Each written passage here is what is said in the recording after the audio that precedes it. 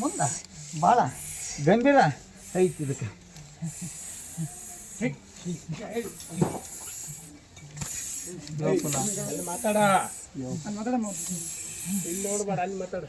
ನಿನಗೇನಾರ ಇದರಿಂದ ತ್ರಾಸ ಐತಂದ್ರೆ ಹೇಳು. ಯಾಕಂದ್ರೆ ಇಲ್ಲಿ ಬಂದ ಮ್ಯಾಗ ಮತ್ತೆ ತ್ರಾಸ ಐತೆ ಅಂತ ಅಂದ ನಾಳೆ ನಮ್ಮ ಅಣ್ಣಗೆ ಬಾಯಿಲ್ಲ ಅದಕ್ಕೆ. ಅದನ್ನ ನೀನು ಕಟ್ಟಾಕಿದ್ರೆ ಏನು ಸಿಗಲ್ಲ.